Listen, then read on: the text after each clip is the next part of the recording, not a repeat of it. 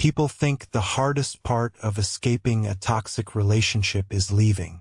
Sometimes, the hardest part begins after you've already escaped, because nobody warns you that peace can feel unfamiliar, or that kindness can make you suspicious, or that silence can sound louder than chaos ever did. For a long time, I believed I wanted stability. Then I finally met someone who offered it. He replied when he said he would. He didn't disappear for days. He didn't make me earn basic affection.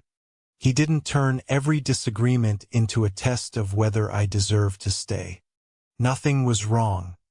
And somehow, that was exactly what frightened me. Not because I wanted pain, but because my mind had quietly learned that love was supposed to feel unpredictable. After years of emotional whiplash, predictability didn't register as safety. It registered as something missing. That realization changes the way you see yourself. Especially if you've spent years navigating dating while carrying the invisible weight of rejection, secrecy, or the fear that being fully known could also mean being left. The relationship wasn't the only thing shaping my nervous system. Life had been doing that long before, quietly, without me noticing. So when peace finally arrived, it didn't feel like home, felt foreign. Most people think trauma only lives inside obvious memories. The screaming, the betrayal, the cheating, the manipulation. But sometimes trauma hides somewhere much smaller. Inside expectation. You stop expecting consistency. You stop expecting reassurance to last. You stop expecting people to choose you without making you wonder why. Eventually, uncertainty becomes normal. Not because it's healthy, because it's familiar. And familiarity has an incredible ability to disguise itself as comfort. That's why some people mistake butterflies for compatibility. Sometimes those butterflies aren't excitement. They're surveillance. Your brain checking every expression, every delayed reply, every shift in tone, trying to detect danger before it happens. Hypervigilance rarely announces itself. It simply convinces you that you're being realistic. You call it intuition, preparation, reading between the lines. But underneath it, there's often exhaustion, because you're never actually resting. You're monitoring. Modern dating makes this even harder. Every swipe quietly teaches you that anyone can disappear. Every unread message becomes a possible ending. Every notification becomes another tiny emotional lottery. Sometimes you win. Sometimes you don't. Eventually, your brain stops looking for connection. It starts looking for certainty. And certainty almost never exists. So you compensate. You reread conversations. You compare today's affection with yesterday's. You measure emojis. You analyze punctuation. You notice when good morning arrives 15 minutes later than usual. Not because you're irrational, because somewhere along the way, your brain learned that tiny changes could predict emotional earthquakes, even when they couldn't, especially after toxic love. Because toxic relationships rarely teach you how to love.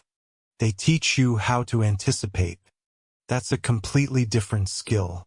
You become excellent at sensing emotional weather, terrible at enjoying emotional sunshine. When the sky finally stays clear, you keep waiting for the storm. Sometimes you even miss it, not consciously. No one wakes up hoping for heartbreak. But chaos produces intensity.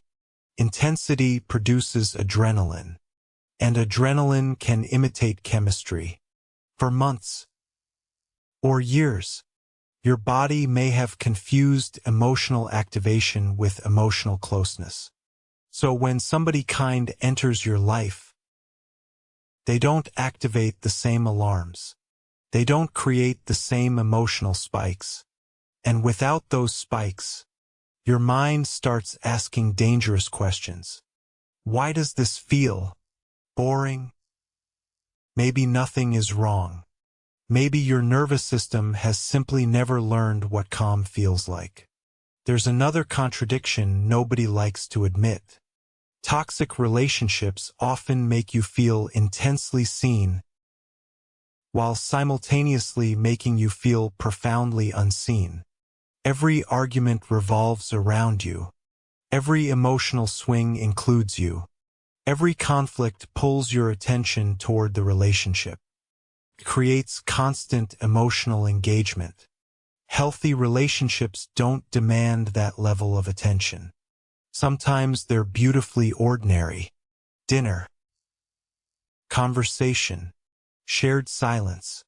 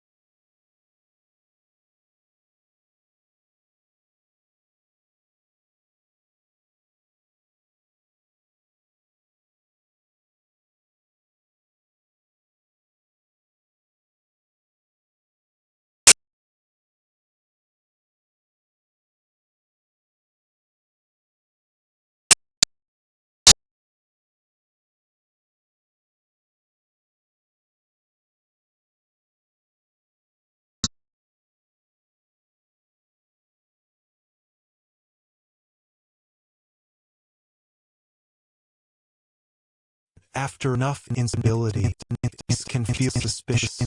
You begin searching for hidden meanings. He's too calm. He's too consistent. He's too understand. What's the catch? Sometimes there isn't one.